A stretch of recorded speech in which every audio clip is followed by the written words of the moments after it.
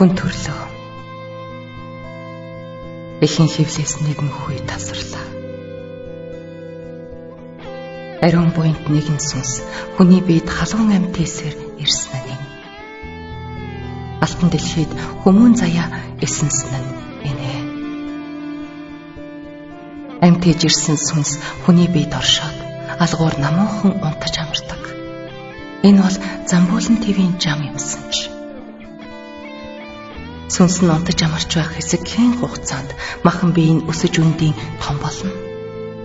Улмаар нас бий тэгшин. Энэ унтамхай сүнс сэрх ястай юу?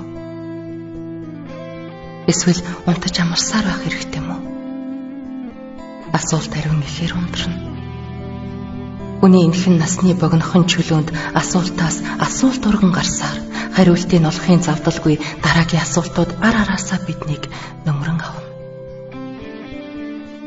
Өөрөөсөө асуусан анхны асуулт юу байсныг ор тас марттлаа бид асуултаас асуултад бүтчихэж явдаг ажээ. Хүн гэж хин юм бэ? Би хин юм бэ?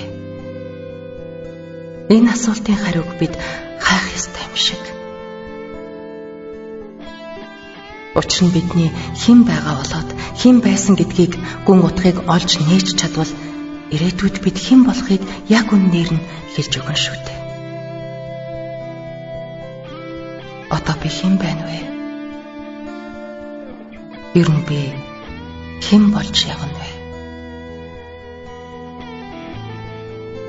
Надад ирдэг түн буман асуултаас энэ л асуултын хариуг олох нь хавьгүй үн цэнтэй санагдана. Сүнс маань унтаж байгаа юм бол түүнийг бид сэрэх ёстой юм шүү. Гэтэл би өөрөө сэрүүнээс сэрүүн байж ухаанаа заран авах гэх чадвараа уралдуулан энэ бүгдийн тухай бодож бясалгаж байна шүү дээ. Би өөрөө сэрүүн атлаа сүнс маань унтаж байна гэдэг юу гэсэн үг юм бэ? Хэрвээ сүнс маань үнэхээр унтсаар байгаа юм бол яаж сэрэх ёстой бол? Эсвэл сүнс хизээч сэрэхгүй болов уу? Эсвэл тэр бүр ер сэрдэггүй бол яах вэ?